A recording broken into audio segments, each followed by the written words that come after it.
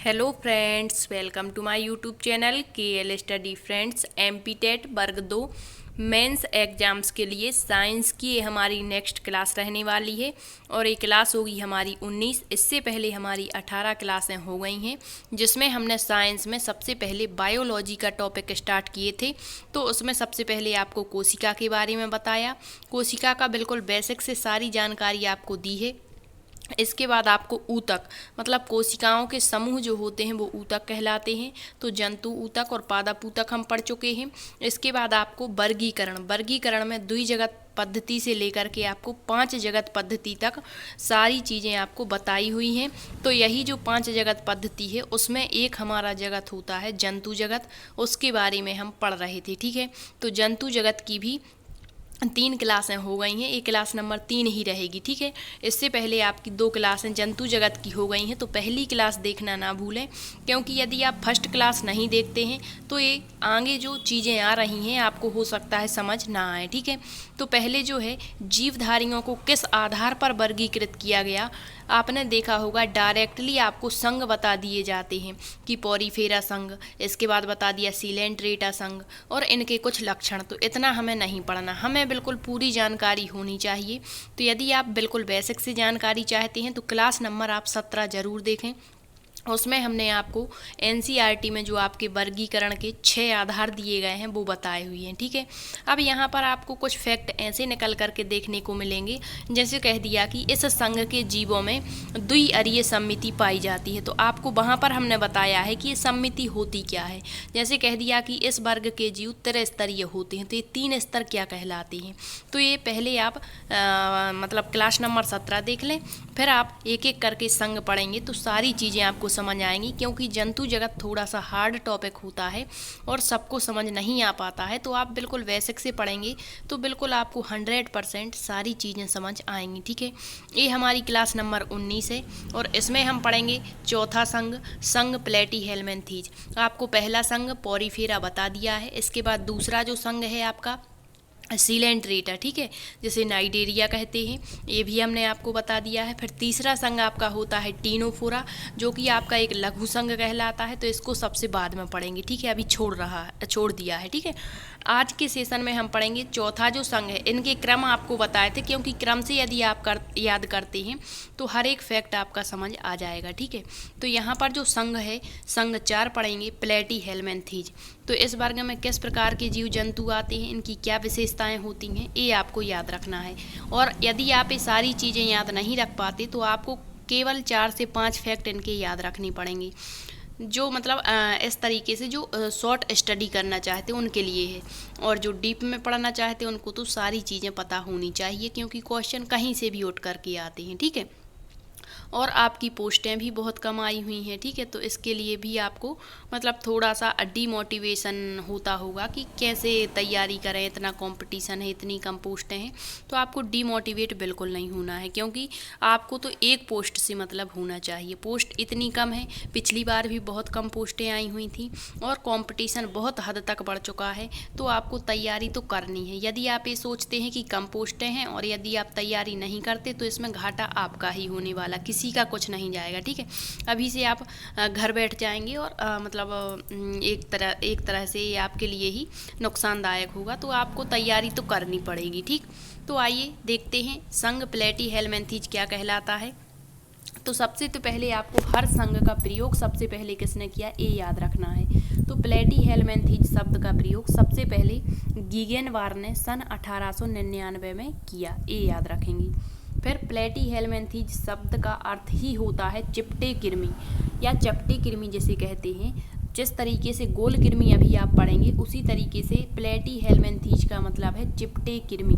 इस संघ के अंतर्गत कीड़े के समान आखंडित जंतु आते हैं, मतलब उनमें खंड खंड टाइप के नहीं होते बल्कि आखंडित जंतु इसमें आते हैं। इनमें से अधिकांश परजीवी होते हैं। परजीवी मतलब पैरासिटिक जो होते हैं, दूसरे जीव जंतुओं से अपना भोजन प्राप्त करते हैं, जिसके कारण मनुष्य, पालतू पशु और जंगली जंतुओं में विभिन्न प्रकार के रोग उत्पन्न होते हैं।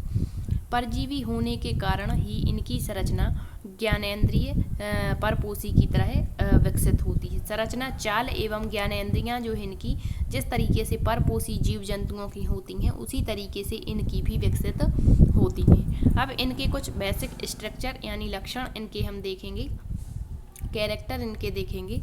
इस संघ के अधिकांश जंतु परजीवी हैं। कुछ प्रजातियां स्वतंत्र जीवी होती हैं जैसे प्लेनेरिया। तो ये आपसे पूछ ले यदि कि जो आपका प्लेटीहेल्मिन्थीज संघ है इसका जो जंतु है एक प्लेनेरिया ए होता है। ऑप्शन दे दिया परजीवी होता है, स्वतंत्र जीवी होता है, तो याद रखेंगे ये स्वतंत्र जीवी होता है। नेक्स्ट है ये जिन जंतुओं में आश्रय पाते हैं, मतलब जिन जंतुओं पर ये निर्भर रहते हैं उनसे सटे रहने के लिए शरीर में कांटे और चूसक पाए जाते हैं। ये चपटे फीतानुमा परजीवी कृमि होते हैं। तो कभी कभी डायरेक्टली पूछ लेते हैं कि चपटे कृमि किस संघ के अंतर्गत आते हैं, तो वो आपके प्लेटीहेल्मिन्थीज। इनका शरीर द्विपार्श्विक सम्मित होता है। तो सम्मिति आपको पढ़ाई थी, एक ये आधार होता है आपका। तो सम्मिति 3 प्रकार की आपको बताई थी। एक तो असम्मित जीव, मतलब जिनको बीच में से केंद्र से होकर के काटें यदि तो 2 बराबर भाग यदि मिल जाते हैं तो वो आपके क्या कहलाते हैं, अरीय सम्मित। क्या कहलाते हैं, अरीय सम्मित। असम्मित मतलब कहीं से भी काट दें तो इनमें 2 बराबर भाग नहीं मिलेंगे, वो असम्मित। और द्विपार्श्विक सम्मित मतलब केवल एक ही तरीके से काटने पर 2 समान भाग इसमें प्राप्त होते हैं, जैसे आपका ए हो गया, ठीक है। तो इसमें 2 पार्ट मिल रहे हैं लेकिन इसका एक ही प्रकार से हम इसको काट सकते हैं, वो द्विपार्श्व सम्मिति कहलाती है। तो किस वर्ग के जीवों में द्विपार्श्विक सम्मिति देखने को मिलती है, प्लेटीहेल्मिन्थीज। ये जंतु त्रिस्तरीय होते। त्रिस्तरीय का मतलब आपको बताया हुआ था जर्म स्तर। जब हमारा शरीर का निर्माण होता है तो हमारे शरीर के अंदर 3 स्तर देखने को मिलते हैं, ठीक है। अब हमारे ही शरीर नहीं बल्कि जितने जीवधारी जो त्रिस्तरीय हैं तो 3 स्तर का मतलब है सबसे अंदर एंडोडर्म होता है, प्लाज्मोडर्म होता है और ये आपका होता है एक्टोडर्म, ठीक है। तो इसमें 3 स्तर देखने को मिलते हैं। इसके बाद है इस संघ के जंतुओं के शरीर के चारों ओर क्यूटिकल का एक आवरण पाया जाता है जो इसे सुरक्षा प्रदान करता है। इस संघ के जंतुओं में सर्वप्रथम अंग और विभिन्न तंत्रों का पूर्ण विकास पाया गया। मतलब इसमें जो कोशिका जो इसका शरीर संगठन होगा वो अंग स्तर का शरीर संगठन होता है, ठीक है। आपको शरीर संगठन भी बताया हुआ था। किसी वर्ग में केवल कोशिका स्तर का जो आपका पॉरीफेरा संघ है उसमें कोशिका स्तर का शरीर संगठन होता है। कोशिका से मिलकर ऊतक बनते हैं तो ऊतक स्तर का संगठन होता है, ये आपको बताया है किस किस वर्ग में होता है, ठीक है। फिर ऊतक से अंग बनते हैं, अंग से अंग तंत्र का निर्माण होता है, ठीक। तो ये सारी चीज़ें आपको बता चुके हैं। इस संघ के जंतुओं में पाचन तंत्र जो होता है वो कम विकसित होता है क्योंकि यह अपने पोषकों के शरीर में बचा हुआ भोजन ग्रहण करते हैं। इस संघ के जंतुओं में जो रक्त परिसंचरण तंत्र है, श्वसन तंत्र है और कंकाल तंत्र, ये तीनों नहीं पाए जाते। ये याद रखिएगा, पूछ लेगा किस संघ के जंतुओं में श्वसन तंत्र, कंकाल तंत्र और रक्त परिसंचरण तंत्र नहीं पाए जाते, तो वो आपका संघ प्लेटीहेल्मिन्थीज चिपटे कृमि होते हैं। इस संघ के जंतु प्रायः उभयलिंगी होते हैं तथा निषेचन क्रिया प्रायः आंतरिक होती है। नेक्स्ट है इस संघ के जंतुओं में उत्सर्जन क्रिया ज्वाला कोशिकाओं के द्वारा होती है। ये फैक्ट आपको याद रखना है। नेक्स्ट है इस संघ के जंतुओं का शरीर खंडयुक्त दिखाई देता है लेकिन ये खंड वास्तविक नहीं होते हैं, ये भी याद रखना है, ठीक है। अब इसके उदाहरण पूछ लेगा कि कौन कौन से जीव आपके संघ प्लेटीहेल्मिन्थीज के अंतर्गत आते हैं, तो प्लेनेरिया, फेसियोला, टीनिया और शिस्टोसोमा। तो ये आपको उदाहरण याद रखने हैं कि किस वर्ग में कौन से जीव जंतु आते हैं। अब यहाँ जो टीनिया दिया गया है, टीनिया सोलियम एक फीता कृमि है जो मनुष्य की आंत में अंतः परजीवी के रूप में पाया जाता है। नेक्स्ट है शिस्टोसोमा, इसको रक्त पर्णाभ, यहाँ पर्णाभ होगा क्या, पर्णाभ, इस तरीके से थोड़ा सा मिसप्रिंट है। तो रक्त पर्णाभ किसे कहा जाता है, शिस्टोसोमा को, ठीक। अब देखिए अगला संघ आता है आपका संघ एस्केहेल्मिन्थीज जिसे निमेटोडा कहते हैं। तो ये गोल कृमि होते हैं, तो याद रखेंगे एस्केहेल्मिन्थीज गोल कृमि या सूत्र कृमि कहलाते हैं जबकि प्लेटीहेल्मिन्थीज आपके चिपटे कृमि कहलाते हैं। अब इनके लक्षण देखिए। संघ प्लेटीहेल्मिन्थीज के जो जंतु हैं ये जलीय, स्थलीय और परजीवी होते हैं।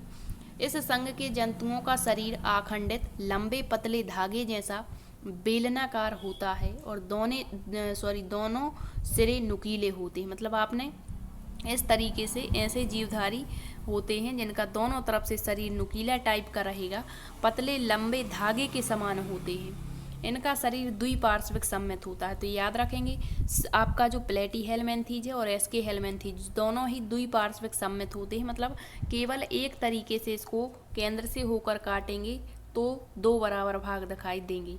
इनमें कृमिक देह गुहा होती है, यहाँ कृमिक नहीं कृत्रिम है, ठीक है, यहाँ क्या होगा कृत्रिम। तो इसमें कृत्रिम देह गुहा देखने को मिलती है, अर्थात आहार नाल। इसके बाद इनमें आहार नाल विकसित तथा मुख द्वार एवं गुदा भी उपस्थित होते हैं। इनमें रक्त परिसंचरण तंत्र और स्वतंत्र तंत्र नहीं पाया जाता है। ये एक लिंगी होते हैं, अर्थात नर और मादा जनन अंग अलग अलग शरीर में पाए जाते हैं, ठीक है। अभी तक हमने पढ़ा उभयलिंगी अर्थात द्विलिंगी, उनमें एक ही होते हैं नर और मादा जनन अंग, इसमें अलग अलग पाए जाते हैं, ठीक है। ये अधिकांशतः परजीवी होते हैं और अपने पोषकों में रोग उत्पन्न करते हैं, मतलब जिससे अपना भोजन प्राप्त करते उसी में ये रोग उत्पन्न कर देते हैं। इसके एग्जाम्पल याद रखेंगे, ट्राइकनेला हो गया, एस्केरिस हो गया और बाउचेरिया। आपने प्रैक्टिकल खूब किए होंगे, बाउचेरिया का चित्र खूब बनाया होगा। अब देखिए ट्राइकनेला, एस्केरिस और बाउचेरिया क्या है।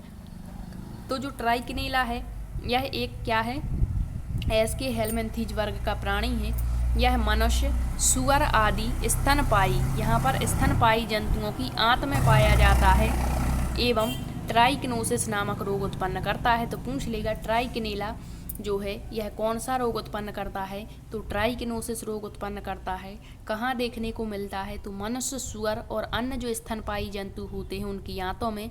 किस वर्ग का प्राणी है, तो यह है आपके एस्के हेलमिंथीज वर्ग का सदस्य है। नेक्स्ट है एस्केरिस, यह मनुष्य की छोटी आंत में पाया जाता है तथा एस्केरियसिस नामक रोग उत्पन्न करता है। ये भी आपका एस्के हेलमिंथीज वर्ग का प्राणी है। नेक्स्ट है बाउचेरिया, बाउचेरिया मनुष्य में फाइलेरिया नामक रोग उत्पन्न कर देता है, ठीक है। तो ये आपके जो हैं तीन प्राणी किस वर्ग के हैं, एस्के हेलमिंथीज, बाउचेरिया हो गया, एस्केरिस हो गया और ट्राइकनेला हो गया। तो यहाँ पर हमारे टोटल 5 वर्ग क्लियर होने को हैं। अब हमें टोटल 11 वर्गों का अध्ययन करना है, ठीक है। तो हमारे पास टाइम बहुत ही कम रहता है, तो हम जितना भी आपको दे पा रहे हैं मैटर देने का प्रयास कर रहे हैं, ठीक है। और अच्छा मैटर आपको देते हैं और ना ही इधर उधर की बात करते हैं, डायरेक्टली आपको जो कुछ हमें बताना है वही आपको बताते हैं, ठीक है। यदि आपको क्लास पसंद आती है और हर चीज़ समझ आती है तो आप कमेंट्स के माध्यम से अपनी प्रतिक्रिया व्यक्त जरूर करें कि आपको क्लास कैसी लगी, और क्लास को शेयर भी ज़रूर करें, ठीक है। और अपनी तैयारी को कम बिल्कुल ना होने दें, भले ही पोस्टें कम हैं, आपको डीमोटिवेट बिल्कुल नहीं होना है। आप जैसे पहले तैयारी कर रहे थे उसी रफ्तार के साथ में आगे भी तैयारी करते रहें, आपका सिलेक्शन ज़रूर होगा। और जिसकी अपने सब्जेक्ट पर अच्छी पकड़ होगी उसका सिलेक्शन तो 100% होगा ही, ठीक है। तो आई होप आपको सारी चीज़ें समझ आई हूँ। Thank you.